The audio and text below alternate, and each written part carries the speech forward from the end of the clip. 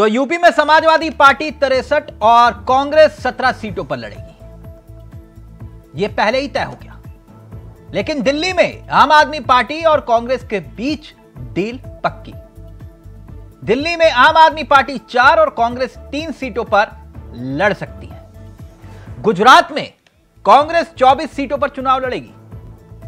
भावनगर और भरूच में आम आदमी पार्टी लड़ सकती है। यह अंदर की खबर। इतना ही नहीं, हरियाणा में भी कांग्रेस 1 सीट आम आदमी पार्टी को देने जा रही है। वहीं मध्य प्रदेश में कांग्रेस 28 सीटों पर लड़ेगी, 1 सीट पर समाजवादी पार्टी लड़ेगी।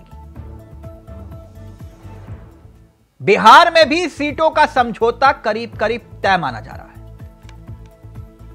बिहार में 3 मार्च को ऐलान हो सकता है। वहीं महाराष्ट्र में बातचीत जारी है।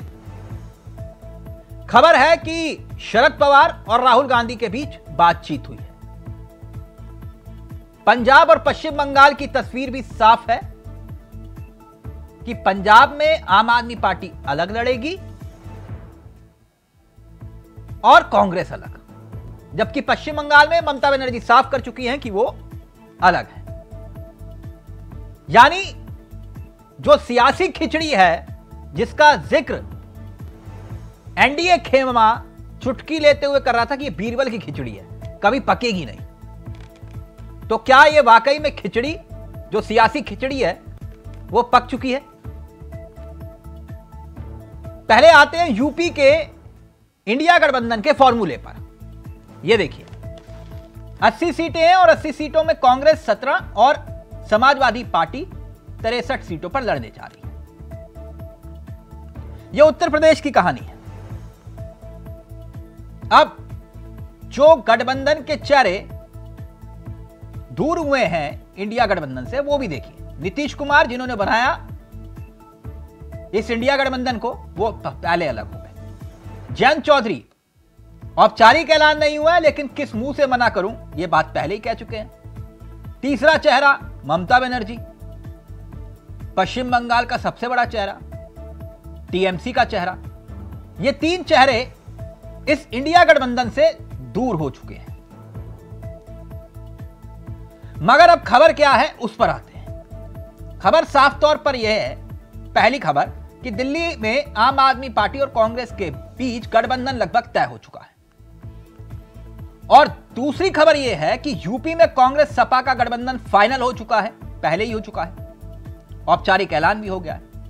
और तीसरी खबर, महत्वपूर्ण खबर, आम आदमी पार्टी का बीजेपी पर आरोप है कि इंडिया गठबंधन छोड़ने की धमकी दी जा रही है। और चौथी खबर यह है कि शरद पवार से राहुल गांधी की बातचीत हुई है, चर्चा हुई है सीट शेयरिंग को लेकर। यानी दिल्ली में दोस्ती का फॉर्मूला लगभग तय हो चुका है। आम आदमी पार्टी 4 सीटों पर और कांग्रेस 3 सीटों पर लड़ने जा रही है। और दिल्ली में जो दोस्ती का फॉर्मूला तय हुआ है, आम आदमी पार्टी के खाते में नई दिल्ली है, उत्तर पश्चिम दिल्ली है और दक्षिण दिल्ली है। और ये समाजवादी पार्टी और कांग्रेस के गठबंधन की सीटें जिसमें तय की गई हैं, उन सीटों के मुताबिक कांग्रेस कहां कहां लड़ेगी, यह उसकी बानगी है। यानी 17 सीटों पर जहां कांग्रेस ने लड़ाई लड़नी है, जो सीट बंटवारा किया गया है, उसके मुताबिक जो महत्वपूर्ण सीटें हैं, वो अखिलेश यादव ने कांग्रेस के लिए छोड़ दी हैं। यानी कि बातचीत के बाद रास्ता भी निकला है, जिसका जिक्र किया जा रहा था कि रास्ता निकलेगा या नहीं निकलेगा। लेकिन दिल्ली पर आए तो दिल्ली की लड़ाई में एक फॉर्मूला दोस्ती का और भी निकला है कि कांग्रेस के खाते में जो खासतौर पर पूर्वी दिल्ली, उत्तर पूर्वी दिल्ली और चांदनी चौक, ये आया है। लेकिन दिल्ली में दोस्ती है, लेकिन पंजाब में क्या दुश्मनी है? पंजाब में भी बात नहीं बनी। पंजाब में 13 सीटों पर अकेले लड़ेगी आम आदमी पार्टी, और हरियाणा में आम आदमी पार्टी कांग्रेस का गठबंधन संभव है। आम आदमी पार्टी को हरियाणा में सिर्फ एक सीट मिलेगी, लेकिन बात पक्की हो चुकी है। यानी कुल मिलाकर कह सकते हैं आप कि जिसे बीरबल की खिचड़ी कहा जा रहा था, वो खिचड़ी पक गई। अपने मेहमानों की तरफ रुख करेंगे। आज हमारे साथ इस चर्चा में जो मेहमान शामिल हो रहे हैं, ये चारों मेहमान आपकी स्क्रीन पर आ चुके हैं। संदीप त्रिपाठी जी, कांग्रेस के तेजतर्रार चेहरे। हमारे साथ इस कार्यक्रम का हिस्सा बीजेपी के चेहरे प्रदीप जी जुड़ चुके हैं। डॉक्टर चिराग आम आदमी पार्टी के चेहरे हैं, और समाजवादी पार्टी की तरफ से रविंद्र प्रताप सिंह जी हमारे साथ इस कार्यक्रम का हिस्सा है। आप सभी का बहुत बहुत स्वागत है। सबसे पहले त्रिपाठी जी, आप ही से इस चर्चा की शुरुआत करते हैं। आज तो बहुत खुश हैं त्रिपाठी जी, देर आए दुरुस्त आए। नहीं,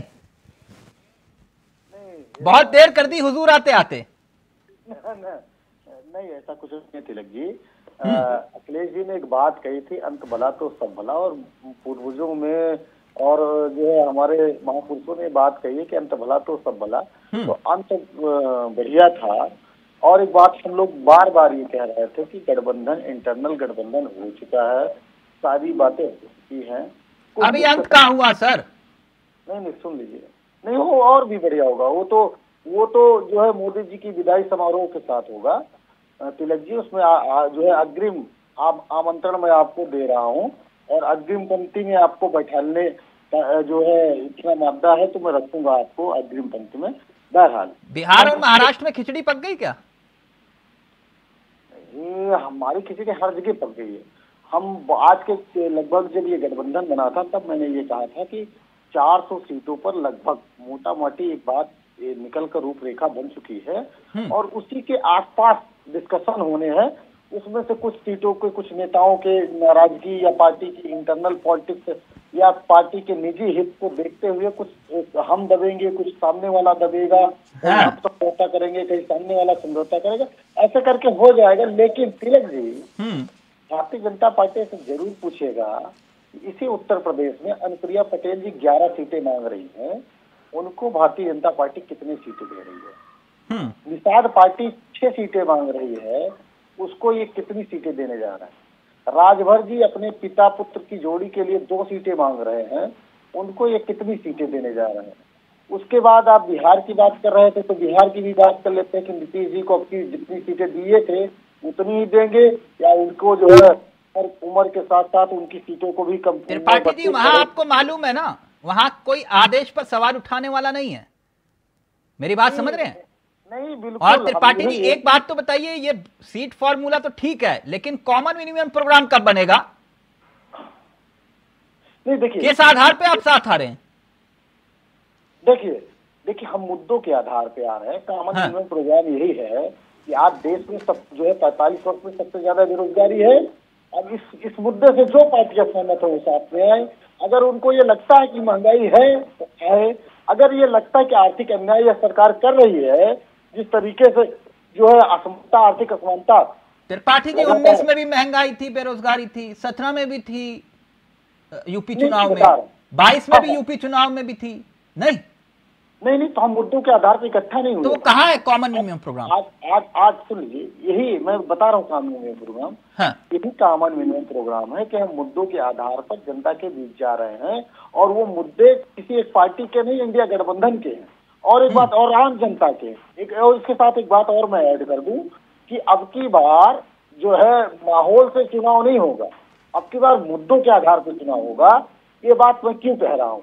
अच्छा। क्योंकि जनता को पता चल गया कि वहां वो नारा लगा रहे हैं 400 पार, आप कह रहे हो कि माहौल पर नहीं, मुद्दों पर चुनाव होगा।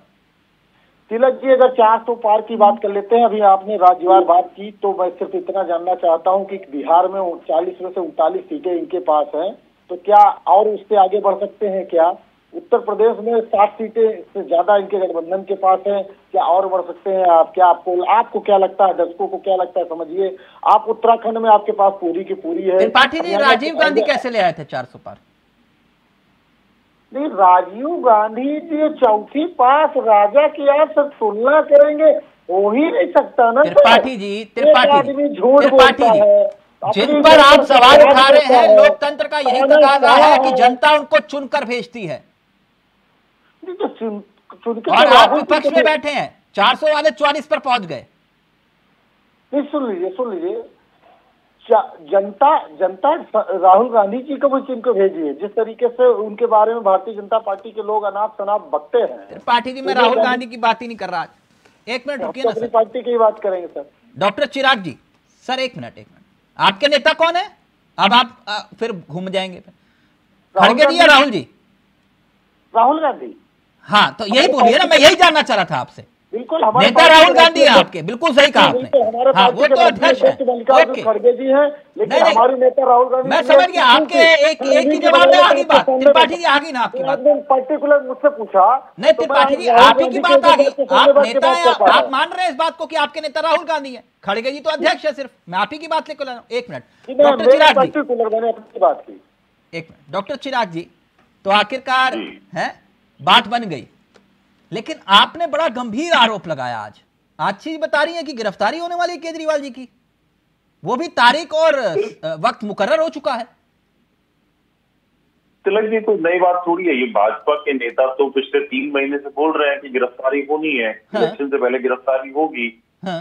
अगर आज इंडिया अलायंस बन रहा है और आज दिख रहा है कि सीटें जो है वो फिक्स हो चुकी है, हाँ। और जो हमारी बात है वो लगभग तय हो चुकी है, तो ये समय है जहां पर हमें तोड़ने की पूरी कोशिश की जा रही है कि आप इंडिया अलायंस का पार्ट मत बनिए। नहीं डॉक्टर साहब, वो कौन कर रहा है बताइए ना, कौन था वो जिसने कहा है आपको फोन करके कि भैया इनके साथ मत शामिल हो वरना फिर अंदर कर देंगे? आशा जायसवाल नाम की एक्स मेयर है, उनकी एक वीडियो आई है जहां वो कह रही है धवल जी को कि आप आ जाइए इस तरफ और हम आपको ये दे देंगे। उस पर क्या कार्रवाई हुई? क्या उन्हें 6 साल के निष्कासित किया गया? क्या उन पे कार्रवाई हुआ ट्रेडिंग को लेकर? नहीं, इस बार किसने फोन किया आपको पता तो चले ना, किसने किया?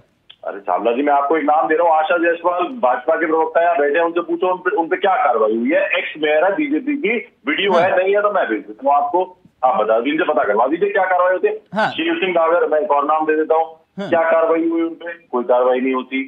ये सिर्फ और सिर्फ भाजपा का तरीका होता है कि चुनाव कैसे जीता जा, जीत तो सकते नहीं है तो कैसे पार्टियों को तोड़ के अपना मेयर बनाना है, अपनी सरकारें बनानी है, अपना प्रेशर बिल्ड करना है, ये होता है। मैं आपको बता रहा हूँ, 2 दिन पहले का वीडियो, आशा जायसवाल नाम है, एक्स मेयर है, वीडियो हर चैनल पे है, हमारे यूट्यूब चैनल पे है, हमारे इंस्टाग्राम फेसबुक हर जगह पर है। क्या एक्शन हो रहा है उन पे? कोई एक्शन नहीं हो रहा। तो आप ये कह रहे हो कि एक मेयर चाह रहा है कि आप है जो ये डील कैंसिल करिए और हमारे साथ आ जाइए, कुल मिला के बात ये है। लेकिन एक बात, चलिए मैं उस सवाल का जवाब पूछ लूंगा मैं बीजेपी प्रवक्ता से, प्रदीप जी से, लेकिन मुझे एक बात बताइए, ये दिल्ली में आपकी बात बन गई, हरियाणा में बात बन गई, गुजरात में बात बन रही है, लेकिन ये पंजाब वाला मसला क्या है? मतलब वहां यहां दोस्ती और वहां दुश्मनी, ये समझ में नहीं आया मामला। दुश्मनी और दोस्ती की बात की है ना, वहां पे तो 2 ही पार्टियां हैं, वहां ना भाजपा है ना अकाली दल है, ना तो पार्टी है, भाजपा का अस्तित्व क्या है पंजाब में? जो आज किसानों के हालात कर रखे हैं, इनको गांव में भी घुसने देंगे किसान? पंजाब में जूते मार मार के बाहर निकालेंगे वहां तो उन्होंने बोल दिया। नहीं तो वहां यहाँ पे कहोगे कि हम गठबंधन के साथी है, तो वहां जनता से वोट मांगते हुए क्या कहोगे आप कि ये मतलब जैसे आपने राजस्थान में कहा था कि ये चोर डकैतों की सरकार है, इनको वोट मत देना, तो फिर दिल्ली में कहोगे कि ये बहुत अच्छे हैं, साधु हैं, संत हैं, और वहां कहोगे चोर है, तो फिर जनता नहीं कंफ्यूज होगी? मैं ये जानना चाह रहा था।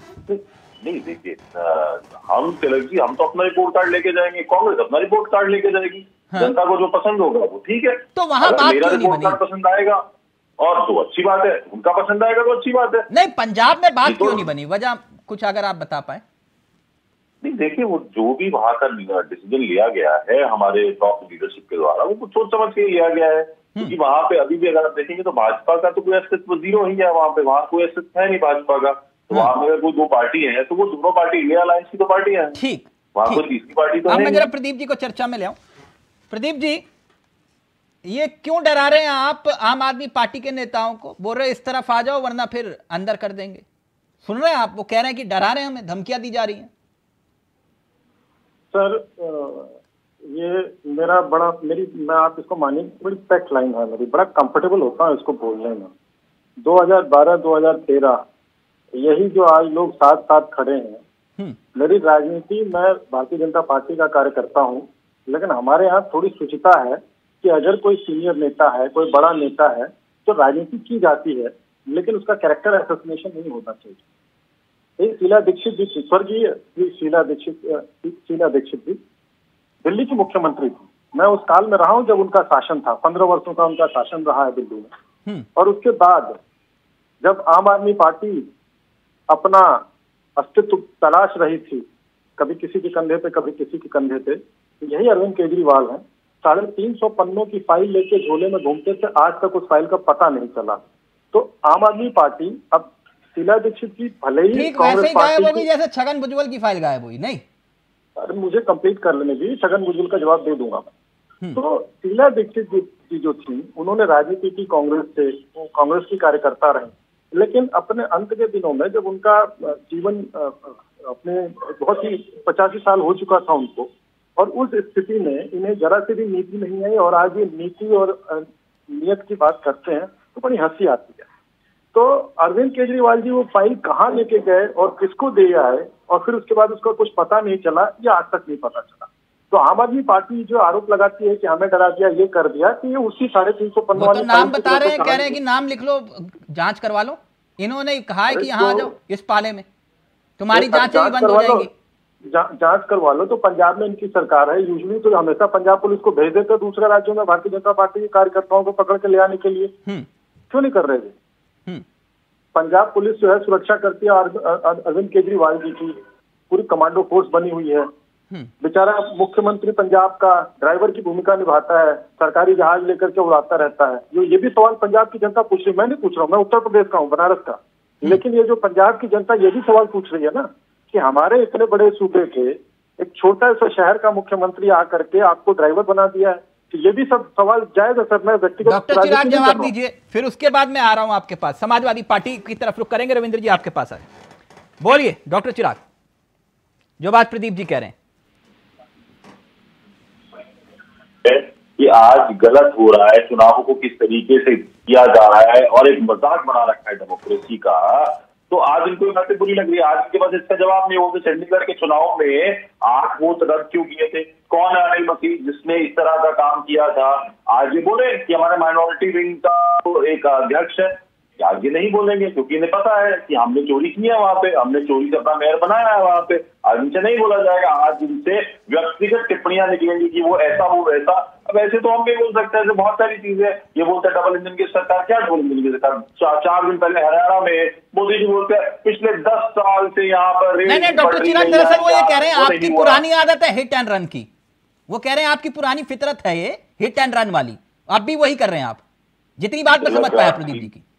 तिलक जी एक बात बताइए, मैं कह रहा हूँ 2 दिन पहले चंडीगढ़ का मेयर इलेक्शन, वहां की वीडियो, आशा जायसवाल वहां की एक्स मेयर, सब कुछ ऑन रिकॉर्ड आया है। पंजाब की हमारी इकाई ने उसकी प्रेस कॉन्फ्रेंस भी करी है, मतलब शेर सिंह डागर की प्रेस कॉन्फ्रेंस 2013 में। प्रदीप जी वो नाम तो ले रहे हैं, कह रहे हैं जांच करवा लो इनकी। जब आप इनके नेताओं की जांच करवा रहे हो, अपने नेता की करवा लो। भेज दूंगा आपको, भेज दूंगा, तिलक जी आप उनको दे दीजिएगा। नहीं मैं कई ऐसी वीडियोस देखता रहता हूँ। 1 मिनट प्रदीप जी जल्दी से। ये अभी तो चूंकि आदरणीय सुप्रीम कोर्ट ने फैसला दे दिया है, तो मेयर इनका बनेगा, देखते हैं बनता है। जब इनका मेयर बन जाएगा तो आप जांच करा लीजिए। देखते हैं मतलब मेयर बन जाने दीजिए ना, अब तो आदरणीय सुप्रीम कोर्ट ने फैसला दे दिया है। नहीं मैं समझा नहीं, आपने कहा ना कि मेयर बन जाए फिर देखते हैं। अरे जांच करवाने की बात कर रहे हैं, एक मिनट जांच करवा रहे हैं ना, तो जब मेयर इनका हो जाएगा तो उनके पास भी तो संवैधानिक शक्तियां होंगी ना। नहीं तो मैं आपकी बात मैं जितनी समझ पाया, अंतरात्मा की आवाज तो नहीं लगाओगे आप? अंतरात्मा की आवाज तो सर 1998 में ही राजनीति में बंद हो गई थी, जब अटल जी की सरकार को एकमत से गिरा दिया गया था। उस समय भी स्पीकर ने बोला था अंतरात्मा की आवाज नहीं, वो तो अटल जी की बीजेपी थी ना, चाल चरित्र और चेहरे वाली। अब तो वो मसला अनिल मसीह वाला आ गया, वो कैमरे के सामने वाला। मैं इसलिए पूछ रहा था आपसे।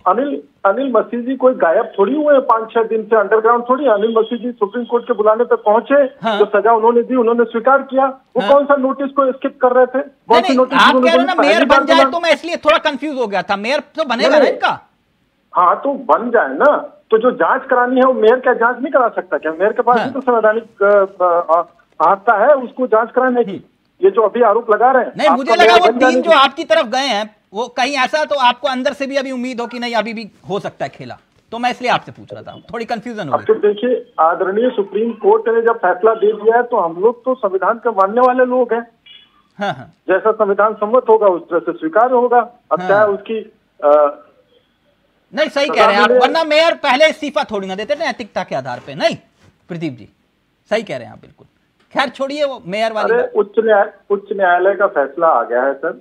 हाँ। उच्च न्यायालय के फैसले के बाद कौन मेयर, कौन मुख्यमंत्री और कौन मंत्री रहता है, ये भी तो थोड़ा देखा जाना कि नहीं। हमारा इतिहास देखिए, क्या हमारे देश में कभी ऐसा हुआ है कि बहुत सुपर कॉन्फ्लिक्ट हुआ? 1997 से पहले तो एक बार इंडिया टुडे में मैंने देखा था, लेकिन 97 के बाद से तो अभी तक ऐसा नहीं आया कि न्यायपालिका, कार्यपालिका और व्यवस्थापिका में कोई भी किसी भी चीज को लेकर के, हाँ चर्चा जरूर हुई है, लेकिन एकदम से ऐसा तो रहा नहीं ना अन्य देशों की तरह से कि नहीं हम तो लड़के लेंगे, हम तो ये कर देंगे, तुम्हारा ये उखाड़ लिया, ऐसे कर लिया, तुम्हारा ये कर दिया, वो कर दिया।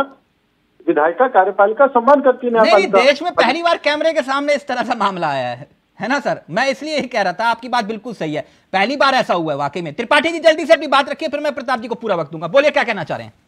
बहुत सारे पॉइंट है, लेकिन एक बार इसलिए कि प्लीज जल्दी से, आपके गठबंधन के साथी है ना, थोड़ा जल्दी। हाँ हाँ, नहीं बिल्कुल बिल्कुल, इसीलिए तो डिफेंड तो करना पड़ेगा। हाँ। देखिए अभी प्रदीप जी ने कहा कि न्यायपालिका और जो है कार्यपालिका और उसमें कोई मतभेद नहीं है। साहब 5 सुप्रीम कोर्ट के जज उसी चौथी पास राजा के खिलाफ बैठे थे। पता नहीं कौन सा गाना गाते हो भाई, कौन सी दुनिया में जी, थोड़ा संयम के साथ। नहीं ठीक है, अब ये किसी को आप पर्सनली मत लीजिए। चौथी पास राजा इस देश ने कोर्ट पे ताला लगा हुआ भी देखा है, मालूम है ना किसका राज था? अरे नहीं सुन लीजिए भाई साहब, चावला जी ऐसे कैसे भिंगा के मारते हैं? मतलब रहम कहा करिए, इतनी थोड़ी कर दिया करिए, इतने आप क्रूर नहीं हो सकते चावला जी। नहीं मैं क्रूर नहीं हूं सर, दिक्कत ये है कि ये जो के मारेंगे। नहीं मैं बताता हूं इसका फॉर्मूला क्या है। मैं पत्रकारिता जगत में एक फॉर्मूला भी देता हूं। ये जो कलम है ना सर, 2 रुपए की है, कोई खरीद नहीं पाया, इसलिए मेरी वाणी ऐसी है ना। मैं चाय पीता हूं आप लोगों किसी की।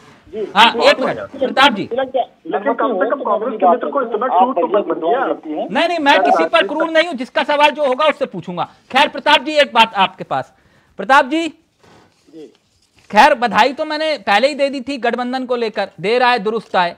त्रिपाठी जी कह रहे कि देखा हमने कहा था ना मूंछों को ताव देकर कि हमारा तो गठबंधन होकर रहेगा, भले ही जयंत जी कोने से निकल गए। लेकिन एक बात सुनने में आई है ये कि अखिलेश जी जो है वो आगरा में जो मोहब्बत की नगरी है वहां पर मोहब्बत की दुकान लगने जा रही है, यानी अखिलेश जी और राहुल जी इकट्ठे वहां पर रहेंगे।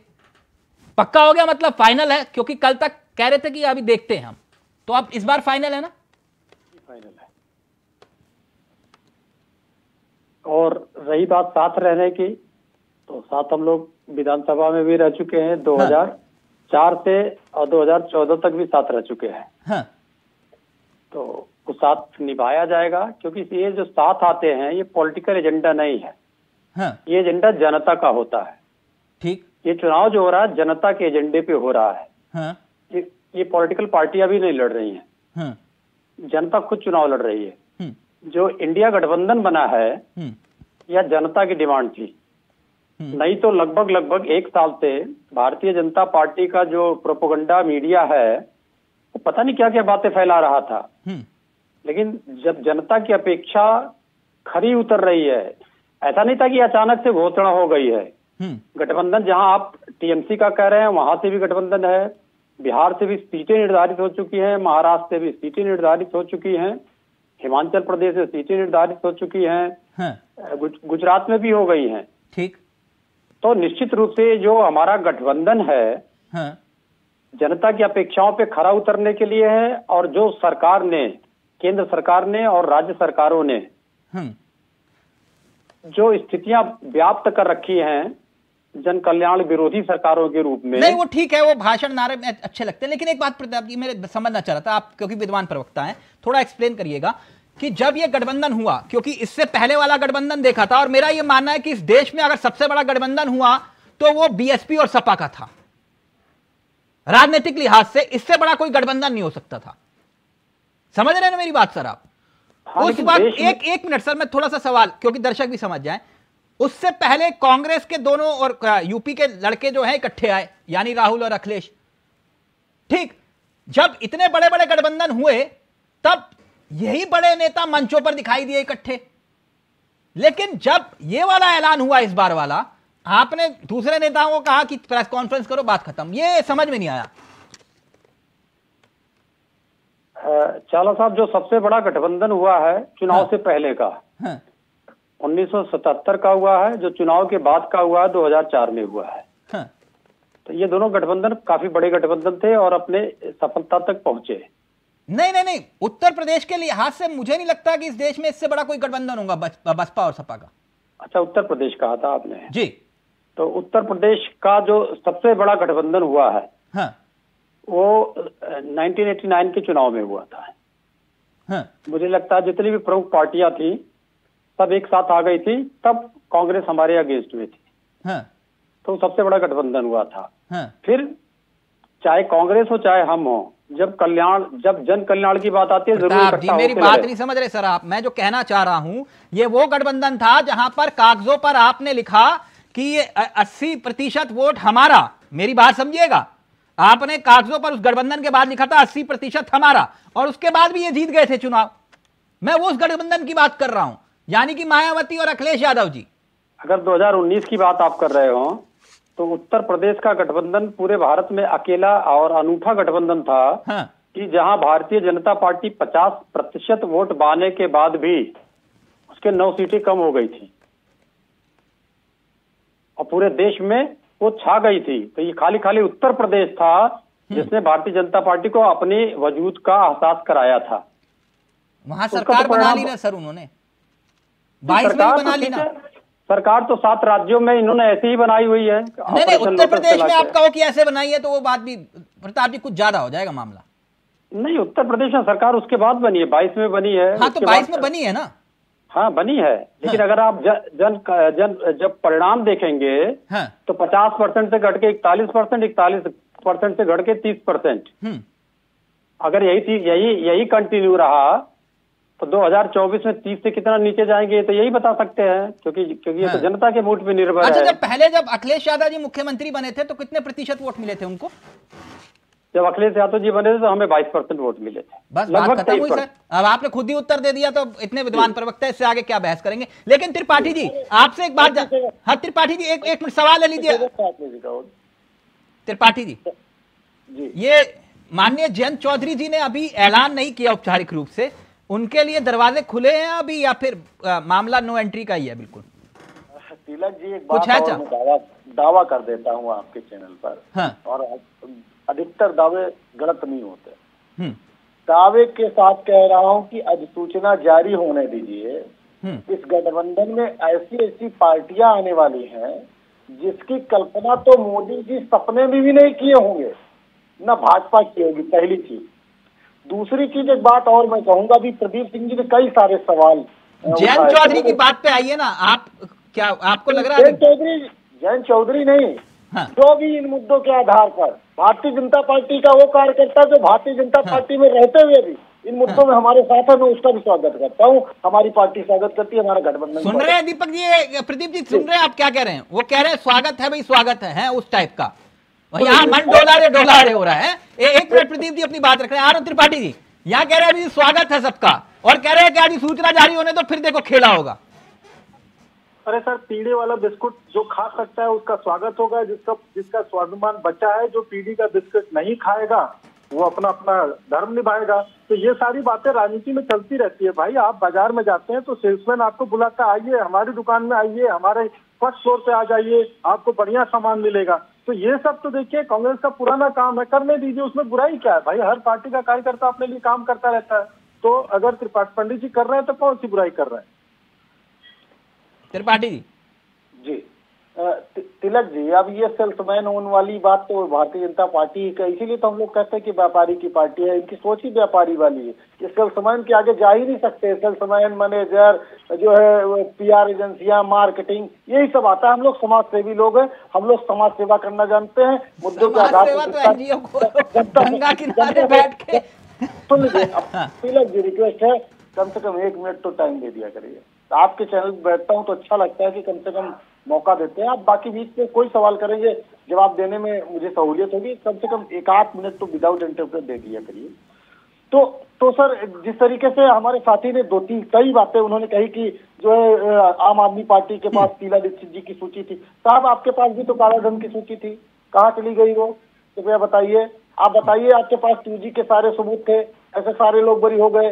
जनता माफी मांगे। आप लोग मक्कार आदमी हो कि काले धन के नाम पर और जो है 2G स्पेक्ट्रम के नाम पर पूरे देश के लोगों से वोट लिया। आज वो सारे लोग बड़ी होते, बड़े नकारे भाजपा के लोग हैं, मोदी जी नकारे लोग हैं। और एक बात अभी बात कही कि वो जो है उनकी भगवत मान जी की वो ड्राइवर है अरविंद केजरीवाल जी की, हो सकता है उनकी मित्रता हो, ड्राइवरी अगर कर लेते होंगे। लेकिन ये मोदी जी चौकीदार किसके हैं? या अडानी की चौकीदारी क्या करते हैं? मोदी जी अडानी की चौकीदार। आपने कहा था बीच में रोकेगा नहीं, आपको रोका नहीं मैंने। मुद्दे पर आ जाइए, मुद्दे पर आ जाइए ना सर, मुद्दे पर आ जाइए। महाराष्ट्र, अच्छा प्रदीप जी ने बताया कि मैं बनारस से आता हूँ। बनारस से आते हैं तो एक मिनट, वो कह रहे जयंत वाला मामला अभी एंट्री खुली। एक मिनट मैं रविंद्र जी को फिर उसके बाद फ्री करूंगा। एक मिनट रविंद्र जी से एक कमेंट दे, फिर डॉक्टर साहब के पास जा रहा हूँ, चिराग साहब के पास। एक मिनट, प्रदीप जी ये कह रहे हैं कि जयंत चौधरी के लिए अभी दरवाजे खुले हैं, खुले हैं क्या? मुझसे पूछ रहे हैं प्रताप जी? जी, जयंत जी अपनी समाजवादी विचारधारा छोड़ के उन्मादी विचारधारा में जा चुके हैं। तो मुझे लगता है कि जयंत जी ने अपने पिताजी के पिताजी मतलब बाबा साहब के साथ वो काम किया है जो जिनको उनके बाबा साहब को सब लोगों ने परेशान किया उन्मादी विचारधारा ने, उसी विचारधारा में वो चले गए हैं। तो मुझे लगता है कि उनके लिए हम लोग के दरवाजे बंद हैं। तो आप चौधरी साहब का उदाहरण देते हैं लेकिन अजीत चौधरी जी का उदाहरण नहीं देते हो, ये समझ में नहीं आया। वो तो मौसम विशेषज्ञ थे ना प्रताप जी, कि नहीं? हाँ, सहमत हूं मैं आपसे। हाँ, तो फिर आप चौधरी चरण सिंह का उदाहरण देते हो लेकिन उनका नहीं देते हो। अब इसमें जयंत चौधरी भी क्या करें? नहीं, आपके साथ रहते तो क्या मिलता? वो छोटे चौधरी साहब के रास्तों में चल रहे हैं तो स्वागत है, उनका डेमोक्रेटिक राइट है, चलना चाहिए। हाँ, तो लेकिन त्रिपाठी जी कह रहे हैं कि दरवाजे खुले। हमने कहा जो मुद्दों के आधार पर समर्थन करता है। त्रिपाठी जी आप मुद्दे छोड़िए ना, उस बात को आप भी जानते हो क्या? आधी बात नहीं। अब मुझे नहीं लगता कि आप अंजना को ओम कश्यप जी को फॉलो करते होंगे। महाराज ये सब चीजें रहें। आप तिलक जी हैं, आप तिलक जी हैं, समझिए आप पूरी बात रखते हैं, पूरा सच रखते हैं। भारतीय जनता पार्टी के एंकर और पत्रकार है वो आधा सच रखते हैं, इसीलिए तो आप तिलक जी हैं। उसको उस अंतर को खत्म मत करिए। नहीं, मैं उस टाइप वो सब चीजें छोड़ दीजिए। लेकिन कुल मिला के अब ये जो लड़ाई दिखाई दे रही है प्रताप जी, अब तो वो पीडीए वाला मसला भी है और इंडिया गठबंधन वाला मसला भी है ना? पीडीए को भी साथ लेना है, इंडिया गठबंधन को भी साथ लेना है। आप ये जो फाइनल कमेंट में इसलिए आपसे ले रहा हूं, फिर मैं डॉक्टर साहब को पूरा वक्त दूंगा। ये जो मुस्लिम वोट बैंक वाला जो मसला था कि कहीं ऐसा ना हो कि कांग्रेस अलग हो तो वहां छटक जाए, अब तो वो कंफ्यूजन दूर हो गया ना। MY फैक्टर मजबूत है कि नहीं? देखिए, MY फैक्टर करके हम लोगों ने कभी चुनाव नहीं लड़ा, 55 से लड़ रहे हैं, कोई नहीं लड़ा। लेकिन अगर ये गढ़ा गया है मीडिया में तो कुछ लोगों ने किया होगा। तो क्या मुस्लिम राष्ट्रीय मतदाता नहीं है? क्या यादव मतदाता नहीं है? तो अगर मतदाता है, जो मेरा जो सबसे बड़ा इश्यू है जो आप प्रश्न पूछ रहे हैं गठबंधनों का, तो गठबंधन में सभी दल एक दूसरे के साथ रहे हैं। आप तो बहुत वरिष्ठ पत्रकार हैं। 1998 में जब एनडीए बना था तो जो 34 पार्टियां थी उसमें से केवल 2 पार्टियां उनके साथ में हैं आज। तो जो मुद्दे हैं हमारे कार्यकर्ताओं के, हमारे पार्टी के, वो जनता के हित में रहते हैं। ठीक, तो जनता के हित में रहते हैं, हम रहे हैं। लेकिन पीडीए से बड़ा मुद्दा जो है जातीय जनगणना का है। और इसके लिए पीडीए वाला मसला तो वही धराशायी हो गया ना, जो पल्लवी पटेल ने और वो मसला आया 2 कास्ट और 1 दलित, वो फिर मसला अलग हो गया ना। नहीं, उनके कहने दीजिए, वो उनसे कहने से कोई मसला हल नहीं होता। हाँ, वो स्वामी प्रसाद मौर्य जी जैसे नई पार्टी की बधाई हो आप। प्रथम मुद्दा जो है हम लोगों का जातीय जनगणना है। और फिर ये जो 3 कम्युनिटी है, पिछड़ा, दलित, अल्पसंख्यक, नहीं बिल्कुल होना चाहिए। ठीक है सर, जातीय जनगणना जब मुलायम सिंह यादव सत्ता में रहते हुए नहीं करवा पाए, है ना, आंकड़े नहीं जारी करवा पाए ना, मैं गलत तो नहीं कह रहा ना, सत्ता में थे तब नहीं करवा पाए। अखिलेश यादव उत्तर प्रदेश के मुख्यमंत्री थे तब नहीं करवा पाए। आप कह रहे हैं अब करवाएंगे हम पक्का, तो आपसे उम्मीद है। बता दूं आपको, इसमें बता दें, जातीय जनगणना या तो एक बार स्वतंत्र भारत से पहले हुआ था या 2011 में हुआ। हाँ, आंकड़े जारी हुए नहीं, मैं बता रहा हूँ। तो उसको रिपोर्ट कंपाइल होते होते 5-6 साल लग जाता है। क्योंकि अगर आप देखेंगे तो जातीय जनगणना छोड़ दिए, जनगणना ही नहीं करा पाई 10 साल में भारतीय जनता पार्टी की सरकार। तो सर आप ये कह रहे हो ना, जो बिहार में भी सर्वे यही करवा लेते आप, उत्तर प्रदेश में अखिलेश जी को किसने रोका था? सत्ता में थे आप। खैर, thank you so much Pratap जी।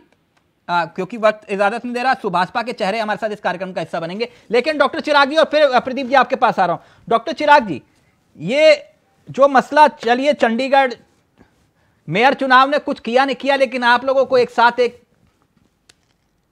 छाते के नीचे लाकर खड़ा कर दिया। मगर अभी भी गठबंधन को लेकर कंफ्यूजन ये है कि कई राज्यों में आप अलग लड़ने की बात कर रहे हैं और कई राज्यों में आप साथ लड़ने की बात कर रहे हैं। तो ऐसे में जो वोटर है वो तो कंफ्यूज होगा ना, कि नहीं? नहीं, सिलेक्टिव वोटर को तो ये पता है कि इंडिया अलायंस उनके लिए क्या करेगा। उसमें कांग्रेस, आम आदमी पार्टी, कोई पार्टी इंपॉर्टेंट नहीं है, वो अलायंस इंपॉर्टेंट है। उससे जो बात बाहर जा रही है वो इम्पोर्टेंट है कि जो बोला गया था $5 ट्रिलियन इकोनॉमी, जो 18 करोड़ नौकरियां, उसके बाद जो आम आदमी की जेब में पैसा डाला जाएगा, जो 15 लाख करोड़ वापस आएंगे, कुछ नहीं हुआ। तो आज तो उसको ये समझ में आ रहा है ना कि मैंने 10 साल दिए और 10 साल बाद भी आज मेरे प्रधानमंत्री आके बोलता है कि 10 साल में अभी ये नहीं हुआ, अभी ये नहीं हुआ, अभी बुलेट ट्रेन चलेगी, देखो अभी होगा, अभी आएगा, अभी आएगा, अभी आएगा, कुछ नहीं आया ना। तो वो ये समझना चाहता है कि बहुत 10 साल हो गए, आपने बोला था 10 साल में ये होगा, आपने बोला था 2014 से पहले कुछ नहीं हुआ, जो कुछ हुआ 2014 के बाद हुआ। तो डॉलर क्यों बढ़ता जा रहा है, पेट्रोल क्यों महंगा होता जा रहा है, महंगाई दर बढ़ती क्यों जा रही है, देश पे कर्जा बढ़ता क्यों जा रहा है, ये सारी चीजें क्यों होती जा रही है, मेरे बच्चों को नौकरी क्यों नहीं मिल रही है? आपकी सरकार तो 10 साल से है। अब तो आपको ये भी नहीं बोल सकते कि पहली सरकार है हमारी, दूसरी सरकार आपकी रिपीट हुई है, पूरी खत्म होने वाली है, क्यों नहीं हो पा रहा है सब कुछ? तो आज जब इंडिया अलायंस ये मैसेज लेकर सड़कों पर जाता है, हमारी पार्टी के लोग जो सड़कों पर जाते हैं, तो लोगों में बहुत आक्रोश है। वो समझना चाहते हैं कि डॉक्टर चिराग सेठी साहब, पंजाब में एमएसपी मिल रही है क्या किसानों को? देखिए, पंजाब और हरियाणा 2 ही राज्य हैं जहाँ एमएसपी मिलती है, बाकी तो पूरे देश में एमएसपी मिलती नहीं है। वो प्रधानमंत्री जो 2014 में चिल्ला कर बोलते थे कि किसान का हक है। नहीं, मैं पूछ रहा था, ज्ञान थोड़ा ज्ञान बढ़ा रहा था। पंजाब में मिल रही है एमएसपी? देखिए, पंजाब सरकार जितना कर सकती है वो कर रही है। नहीं, जितना नहीं, वो स्टेट सब्जेक्ट वाला मसला भी है, कोई दिक्कत नहीं। मैं पूछ रहा हूं आपसे, आप एमएसपी दे रहे हैं सब फसलों पर? सब फसलों पर नहीं होती। हाँ, तो अब क्योंकि विषय भटक जाएगा, आपका जवाब आ गया। 1 मिनट, अब आ गए my dear friend Dayaram Bhargava ji. पानी पी पी के कोसेंगे, अभी देखिए पानी पी रहे हैं। भार्गव जी कैसे हैं आप? सब ठीक है भार्गव जी? बहुत बहुत धन्यवाद आपका। हाँ भार्गव जी, आपको जी। स्पेशल आमंत्रित करने के पीछे एक वजह है जी। त्रिपाठी जी, जानते हैं क्या? अभी कोई और पार्टी होती, ये बहुत दिलचस्प खबर है, आपको इसलिए आमंत्रित किया। आज वो मंत्रिमंडल वाला मसला छोड़ दो, यहां से अब बढ़ गया मसला। मैं एक बात जानना चाह रहा था भार्गव जी, ये सोहेलदेव भारतीय समाज पार्टी ने 24 के चुनाव के लिए एनडीए से 5 सीटों की मांग की है, और मैं बड़ा हैरान हूं, कोई ब्रेकिंग न्यूज नहीं है बड़े बड़े चैनलों में। 5 सीटों की डिमांड की है आपने भार्गव जी, कुछ ज्यादा नहीं हो गया? देखिए, हाँ, कल भी हम डिबेट पे बैठे थे, आज भी मैं बता रहा हूं, हमारा घोसी है, सलेमपुर, देवरिया, गाजीपुर, लालगंज, जौनपुर है।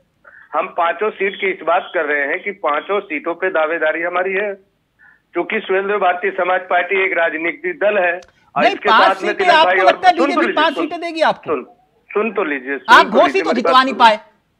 सुनो, 5 सीटें मांग रहे हो आप? सुनिए हमारी बात सुनिए तिलक भाई।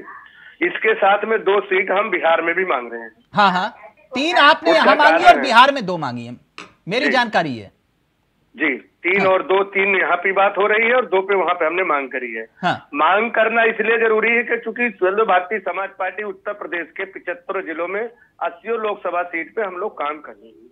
बिहार के करीबन हम 17 लोकसभा सीटों पे हमारी जो है बढ़िया काम है, वहां पे हमारे अच्छे कार्यकर्ता हैं, पदाधिकारी हैं। अब बात आती है उत्तर प्रदेश के जो है 5 सीटों की। 5 सीटों के हमने इसलिए डिमांड किया है, भार्गव भाई, एक राजनीतिक दल है। सुन तो लीजिए, ठीक है, ये आपको मंत्री तो बना रहे हैं, आप 5 सीटें डिमांड कर रहे हो। सुनिए, ये भी आपके द्वारा, आपके ही चैनल पे चलेगा, ये भी सब चलेगा। क्या मंत्री बन रहे, कैसे कब बन रहे, सब चलेगा दीपक। नहीं, वो तो हम चला रहे, दिवाली निकल गई, दशहरा निकल गया, होली निकल गई, अब होली आ रही है दोबारा। जी, नहीं, हमने ना तो दशहरे का दिया था, ना दिवाली का समय दिया था। सर, रोज तारीख 27 तारीख कोई कहता था मेरा शुभ तारीख है। मैं इतना जानना चाह रहा हूँ, ये घोसी में आप चुनाव नहीं जीता पाए, आप 3 सीटें यूपी में क्यों मांग रहे हो? देखिए हमारी बात सुन लीजिए। हाँ। हम घोसी के चुनाव का परिणाम हम आप आपको बता रहे हैं। घोसी में जिन वोटों के ऊपर हम दावे कर रहे थे, हाँ। जो हमारे द्वारा वोट पड़े थे, हाँ। जो 220 बूथों के वोट हैं, उस पे 95% 90% वोट 100% हमने डलवाने का काम किया। अब किन कारणों से वोट और नहीं पड़ा है किसके द्वारा, ये वो खुद जानते हैं। उस पर चर्चा विषय हो गया, वो सब ठीक हो करेक्ट हो चुका। मैंने कल इस बात को बताया था। अब रही बात, अगर मेरी जानकारी सही है दुरुस्त कर देना, मेरे को कोई आपत्ति नहीं। घोसी, सलेमपुर और गाजीपुर, ये 3 सीटें मांगी हैं यूपी में आपने, मैं सही हूं तो? जी यही है ना जी, 3 सीटें मांगे आप, तो फिर ऐसे निषाद की भी अपनी डिमांड होगी, निषाद पार्टी क्यों नहीं, अकाली दल की भी माफ करिए, आपका जो अनुप्रिया पटेल जी की पार्टी में अपना दल की भी अपनी डिमांड होगी। जी जी, तो इसलिए कह रहा हूं बीजेपी आपको लगता है? देखिए तिलक भाई, राजनीति में संभावनाओं का खेल है। चूंकि हम एक राजनीतिक दल है, हाँ। हम मान्यता प्राप्त के लिए 3% हमारी मांग बनी रहती है। हम क्यों नहीं अपनी पार्टी का एक सिंबल, एक अपनी अस्थायित्व रखने के लिए हम मांग क्यों नहीं करेंगे? भाई हम गठबंधन में हम काम कर रहे हैं। थोड़े बादल हटाइए ना, एक सुनिए, मिनट। हाँ अब एक मिनट, आपके बड़े बोल रहे हैं, आप सुन लो।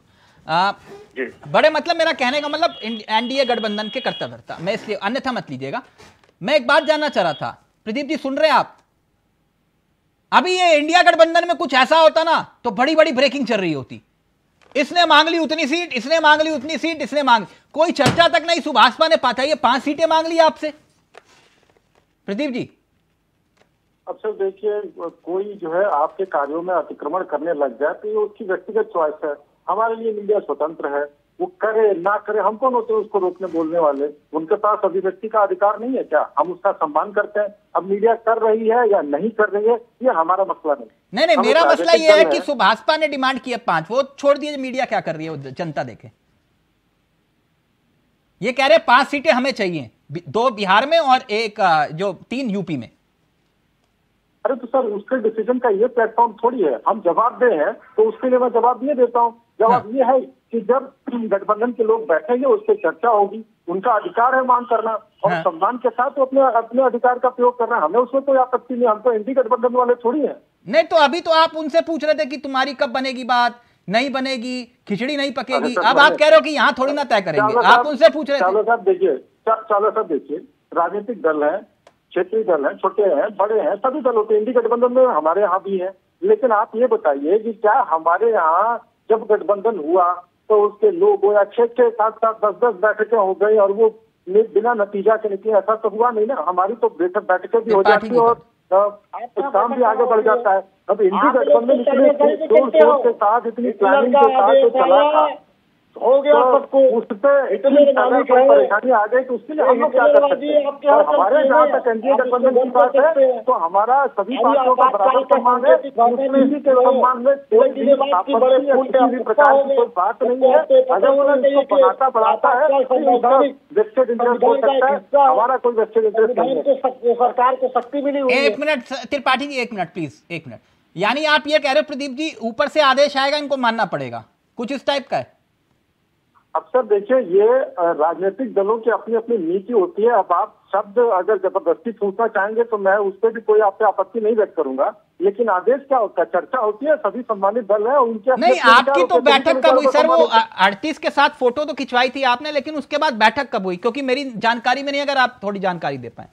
सर हम लोग बहुत सोफिस्टिकेटेड पार्टी है, हम लोग हर बात का भिड़ोरा नहीं पीटते, और हमारे कार्यकर्ता और हमारे गठबंधन के दल, हमारा समन्वय सबसे अच्छा है। इसीलिए पिछले 2 आम चुनाव में हमें यह सफलता मिली और जनता इस बार 400 पार करके। प्रदीप जी देखिए कितने समझदार प्रवक्ता हैं, बात ही निकाल दी उन्होंने, कहा कि हम ऐसा नहीं करते, लेकिन ये मालूम ही नहीं किसी को कि बैठक कब हुई। खैर कोई बात नहीं। डॉक्टर चिराग सेठी जी, यहां मसला अनुशासन का भी है।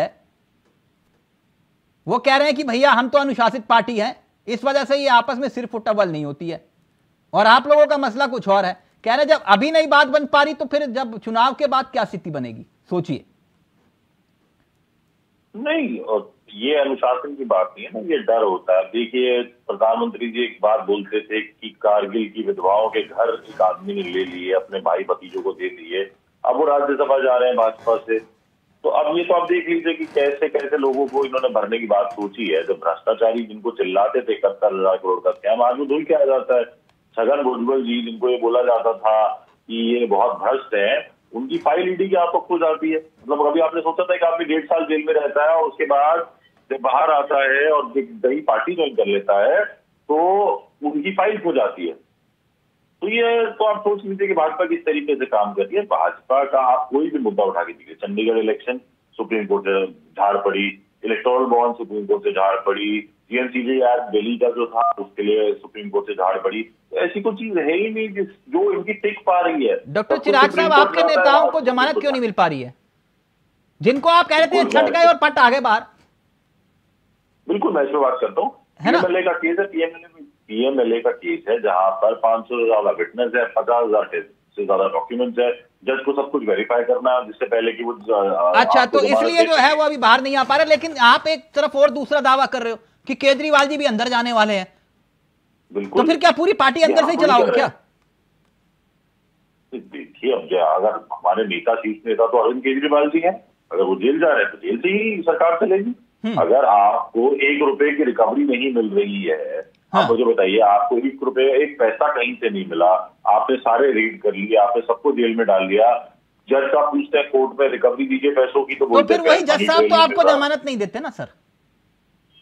नहीं, अब आप देखिए ना, जज साहब को अगर 500 विटनेसेस की बात सुननी है, 50,000 डॉक्यूमेंट्स को वेरीफाई करना है, तो वो जज साहब की, क्योंकि पीएमएलए में जो अमेंडमेंट्स लाए गए थे 2018 में, उसके बाद भी इस तरह की चीज डाली गई है कि आप प्रिवेंशन ऑफ मनी लॉन्ड्रिंग, आप मुझे बताइए वेयर इज द मनी लॉन्ड्रेड, वो पैसा गया कहाँ?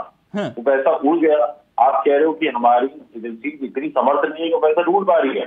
कभी मीनाक्षी लेखी जाके कुछ, तो यानी आप ये कह रहे हो कि भैया हमारे ऊपर दबाव बनाया जा रहा है, इस इंडिया गठबंधन से अलग हो जाओ। भार्गव जी कुछ कहना चाह रहे हैं, भार्गव जी, फिर उसके बाद प्रदीप जी और फिर त्रिपाठी जी को वक्त देंगे। भार्गव जी ये कह रहे हैं कि जो हमारे ऊपर दबाव बनाया जा रहा है कि इंडिया गठबंधन से अलग हो जाओ, ये मामले खत्म हो जाएंगे। आक्षी जी कह रही हैं, आप लोगों के साथ भी कुछ ऐसा हुआ था क्या? नहीं, ऐसा तो कुछ नहीं है, ये उनका अपना मामला है। लेकिन इतना मैं कह सकता हूँ कि इंडिया गठबंधन कहाँ रहा तिलक भाई? जिन्होंने इंडिया गठबंधन बनाया वो खुद जो है एनडीए में आ गए, तो गठबंधन तो वही टूट गया। अब ये गठबंधन क्यों, आपको पता नहीं चला कि सपा और कांग्रेस में बात पक्की हो गई? नहीं, मैंने आपको बताया ना कि कहाँ पक्की हो गई। पक्की नहीं, वो तो मजबूरी का गठबंधन हो गया ना। आप देखिए ना, त्रिपाठी जी कौन सी मजबूरी है ये कह रहे भार्गव जी? वो तो कांग्रेस वाले बताएंगे, सपा वाले बताएंगे किस मजबूरी में हुआ है। तो आपको क्यों लग रहा है मजबूरी में तो आप भी गए हो फिर, इसका मतलब? नहीं, मेरा मजबूरी का मतलब जो वो सीट मांग रहे थे, अगर उस पर सपा देने का काम करती तब वो तो इनके विचार मिल रहे थे। लेकिन जब वो दिया ही नहीं, उसको नकार दिया, तो अब उसको क्या मानेंगे? ये तो बस में अखिलेश यादव सबसे ज्यादा आप ही को घुमाया, आपके नेता को, आप कह रहे हो? नहीं, देखिए, समाजवादी पार्टी हम पे इल्जाम लगाती है, हम इधर उधर जाते हैं। समाजवादी पार्टी का चार्ट देख लीजिए, कौन सी ऐसी पार्टी ने जिससे गठबंधन नहीं किया? भारतीय जनता पार्टी से गठबंधन नहीं किया, सपा से बसपा से गठबंधन नहीं किया, आरएलडी से करके आप देख ही रहे हो। उसके बाद निषाद पार्टी से किया इन्होंने, कांग्रेस का हाल देख ही रहे हो। किसी नेता ने, एक मिनट आपकी बात मान रहा हूं, किसी नेता ने मंच पे खड़े होकर अपने ही सहयोगी साथियों को इस तरह से क्या क्या गालियां शब्द, आप अब छोड़िए ना उस बात को, आप ही के नेता ने मंच पे खड़े होकर दिए ना। देखिए, सुनिए, जिन शब्दों का इस्तेमाल किया वो तो कोई कर नहीं सकता। देखिए, राजनीति में एक ऐसा दल बता दीजिए भारतवर्ष के जितने भी राजनीतिक दल हो, जिसने कुछ ना कुछ कभी ना बोला हो। नहीं, बोलना अलग बात है, मंच से गालियां देना अलग बात है। सुनो, मेरी बात सुनिए, मंच से गाली नहीं दी है ना किसी नेता ने, वो आपके नेता के नाम रिकॉर्ड है। तिलक भाई, मैं आपसे जानना चाह रहा हूं, आप एक पार्टी का बता दो जिसने चुनाव के समय वोटरों को लुभाने के लिए, वोटर को अपनी तरफ लाने के लिए ना बोला हो। वो तो चुनावी माहौल हो गया ना तिलक भाई। अच्छा, कहा ना, मेरी बात सुनिए। अच्छा, ठीक है, ओके। त्रिपाठी जी रिएक्ट करना चाह रहे हैं, त्रिपाठी जी फिर प्रदीप जी को जोड़ेंगे। मेरी बात सुनिए, आम आदमी पार्टी बैठी है, क्या कहते थे हम, कट्टर जो है क्या नाम ईमानदार है, 3 तो जेल चले गए, जमानत मिल नहीं रहा है। ईमानदारी कहां से? मैं इसी बात, और वही जो आम आदमी पार्टी है 2012 और 13 का रामलीला मैदान का उठाकर देख लो, कहते थे हम पे इतना बड़ा भी अगर आएगा, मतलब एक धागे के बराबर अगर आएगा तो हम सत्ता छोड़ के चले जाएंगे। वो तो कुर्सी से है चिपक के जैसे गोद लगा हुआ।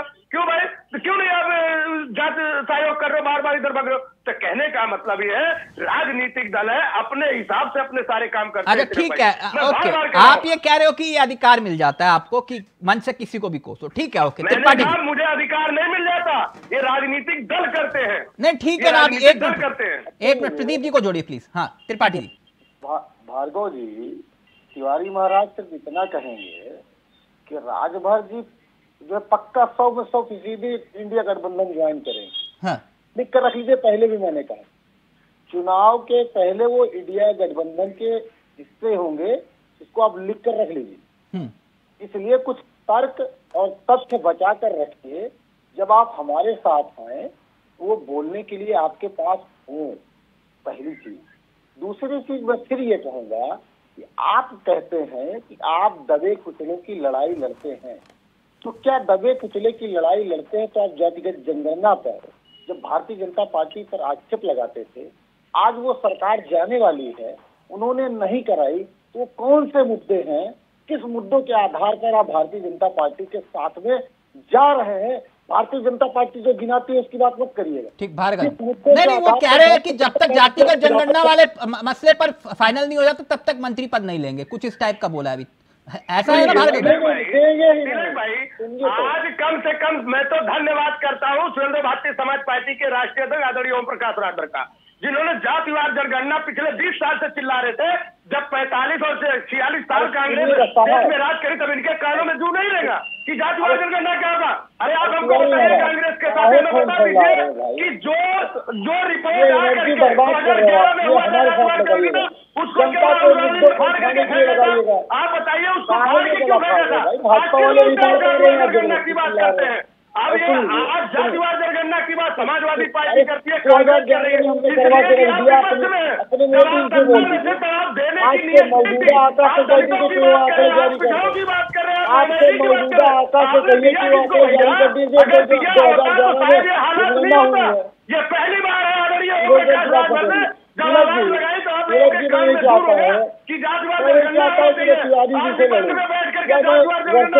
क्योंकि इनको हमारे साथ आना है, मुझे पता है।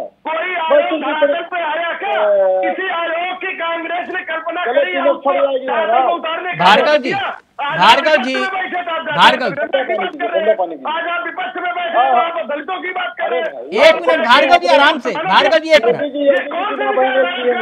भार्गव जी एक मिनट आराम से, गुस्सा मत करिए, एक एक करके प्लीज। मैं गुस्सा नहीं कर रहा हूँ, कांग्रेस किस मुंह से बोल सकती भाई जनगणना? 2011 में राहुल गांधी ने जातिवार जनगणना का क्यों लोकसभा में फाड़ा था पन्ना? आपके सामने क्लियर करवा दूं, एक मिनट प्रदीप जी ये कह रहे हैं कि एक मिनट त्रिपाठी जी, प्रदीप जी ये कह रहे हैं जातिगत जनगणना करवा दो, सुभाषपा वाले कह रहे करवाओगे ना आप? अरे तो उसका एक पैटर्न होता है, एक प्रक्रिया होती है, जब सरकार बनेगी बैठेंगे उस पर चर्चा होगी। अब क्या है कि कोई प्रवोक कर दे जबरदस्ती अपनी राजनीति चमकाने के लिए, तो उस पर बड़े फैसले ले लिए जाएगा।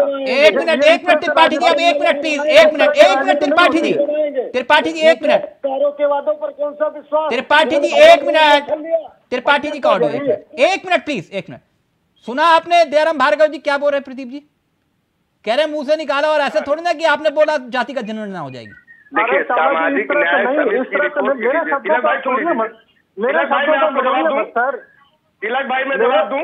हाँ भार्गव, शब्दों को मरोड़िए मत। देखिए पिछड़ा वर्ग आयोग का जो जितने आयोग कांग्रेस ने बनाया था उसको अमली जामा नहीं पहुंचाया। मैं तो धन्यवाद करता हूं क्या नाम आदरणीय मोदी जी को कि कम से कम पिछड़ा वर्ग आयोग को इन्होंने संज्ञान में तो लिया, और उन्हें उस आयोग ने जो अपनी रिपोर्ट सौंपने का काम किया है, कार्रवाई हो रही है। और उम्मीद हम इसे सुन लीजिए, एक बड़ा दिलचस्प सवाल रह गया। मैं तो हम तो असर भारतीय जनता पार्टी के अब एक मिनट प्रदीप जी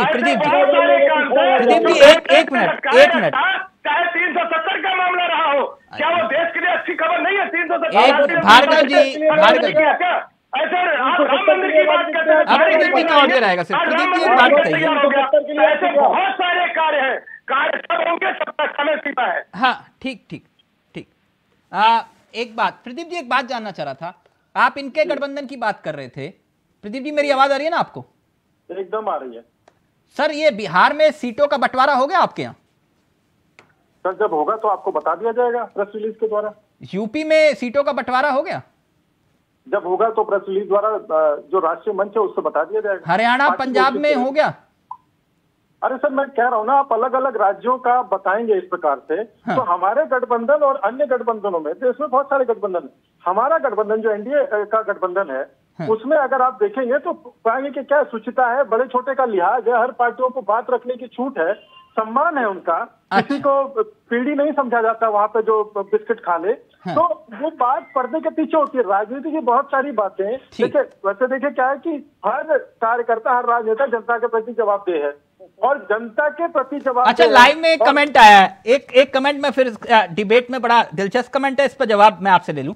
ये कह रहे हैं कि सत्यपाल मलिक जी के घर पर सीबीआई ने छापा क्यों मारा? सत्यपाल मलिक जी के पुराने केस उठ गए होंगे। सीबीआई एक संवैधानिक संस्था और स्वतंत्र संस्था है। हाँ। वो पिंजड़े का तोता अब नहीं है, किसी जमाने में थी वो पिंजड़े का तोता, अब हाँ। नहीं है। तो उसने अपने प्रोटोकॉल के तहत मारा होगा छापा। अच्छा, सत्यपाल मलिक जी के, अब वो भ्रष्टाचारी हो गए। अरे सर, आप एक थोड़ा सा एक रिक्वेस्ट करूंगा कि छापा मारना या बुलाया जाना, अदालत में मुलजिम और मुजरिम होता है। हाँ। एक केस चल रहा होता है और एक की सजा हो चुकी होती है। सजा याफ्ता लालू यादव जी हैं और केस इस देश में ईडी और सीबीआई, मतलब ईडी की मैं बात कर लूं, बड़ी बदनामी मिलती है। 0.1% केस है जो कि राजनेताओं पे हैं। 5000 केसेस है जिसमें से 100 से भी कम। उस पर मैं आपको अलग से चर्चा के लिए आमंत्रित करूंगा पक्का। लेकिन प्रदीप जी, दिल्ली के उनके जो सोम विहार गांव में भी छापे पड़ना, अब ये त्रिपाठी जी बता रहे थे कि भैया वो मैक्स अस्पताल में भर्ती हैं और वहां उनके यहाँ छापे पड़ रहे हैं। सर, अस्पताल में तो आजम खान जी भी भर्ती थे। हाँ। तो क्या न्यायालय का रास्ता, न्यायालय की आज्ञा न माना जाए? तो फिर वो जो जिन्हें आपने नेशनल करप्ट पार्टी कहा था वो? नहीं सर, नेशनल करप्ट पार्टी थोड़ा सा एलिब्रेट कर देंगे। जिन्हें आपने कहा था कि चक्की पीसिंग एंड पीसिंग। सर फिर वही मैं रिएक्ट करूंगा कि लालू जी साजा याफ्ता हैं और बहुत से ऐसे नेता हैं जिनकी अभी कार्रवाई चल रही है या छानबीन चल रही है या जांच चल रही है। अशोक चौहान जी को क्या मानते हैं? अच्छा, अशोक चौहान जी का आपने सवाल पूछा तो मैं बताता हूं सर। हम पे बड़ा आरोप लगता है कि हम जो है वॉशिंग मशीन है, कोई आता है साफ कर देते हैं, यही आरोप लगते हैं। है क्या आपके पास? मतलब इसका मतलब ये हुआ कि जो लोग ये आरोप लगाते हैं कि हम वॉशिंग मशीन है साफ कर देते हैं, उनका खुद का घर पहले इतना गंदा था कि वो साफ करने के लिए व्यक्ति हमारे पास आ जाता है, वो गंदगी में पड़े हुए हैं। अगर हमारी पार्टी को वॉशिंग मशीन बोला जाता है तो आपके पास है क्या वॉशिंग मशीन? अरे सर, अब ये तो विपक्षी दल बताएंगे ना, मैंने तो आज तक देखी नहीं। अगर आप कभी देख लें तो कृपया मुझे जरूर बता दीजिए। छगन भुजबल की फाइल मिल गई क्या? अरे सर, प्रक्रिया चल रही है, हम उसमें कैसे कर सकते हैं न्यायालय की प्रक्रिया में? मुकुल राय करना है तो दिल्ली का छगन है सर। शायद आपको पता होगा कि दिल्ली में बहुत सारी फाइलें गायब हो गई थी। हाँ। अच्छा, कुछ सत्यपाल मलिक जी के यहाँ से मिला कुछ? क्योंकि वो बता रहे थे कि उनके यहाँ सिर्फ 4-5 कुर्ते पजामे मिलेंगे, उससे ज्यादा कुछ नहीं मिलेगा। सत्यपाल मलिक जी के यहाँ से मिला क्या मिला ये सर मैं अभी कैसे कह सकता हूँ, क्योंकि मैं तो एक कार्यकर्ता हूँ अपनी पार्टी का। जांच प्रक्रिया का अगर मैं हिस्सा बना तो निश्चित तौर पर आपके चैनल पे आकर के मैं वो तो कह रहे हैं कि मैं डरने वालों में से नहीं हूँ, किसान का बेटा हूँ, किसानों की आवाज उठाता रहूंगा। अरे तो स्वागत है सर, स्वतंत्रता सभी के पास है, अभिव्यक्ति की किसने रोका है? यहाँ तो लोग जेल से चुनाव लड़ लेते हैं, उनको तो केवल बोलना ही है। चलिए, थैंक यू सो मच, बहुत बहुत शुक्रिया आप सभी का। वक्त इजाजत नहीं दे रहा, आपका भी प्रदीप जी, त्रिपाठी जी आपका भी, डॉक्टर साहब आपका भी, और दयाराम भार्गव जी थैंक यू सो मच, बहुत बहुत शुक्रिया आपका। 5 सीटों की डिमांड सुभाषपा की। खैर, पक गई सियासी खिचड़ी आम आदमी पार्टी और कांग्रेस के बीच। अब आगे देखिए होता है क्या। फिलहाल मुझे दीजिए इजाजत, नमस्कार, जय हिंद, जय भारत।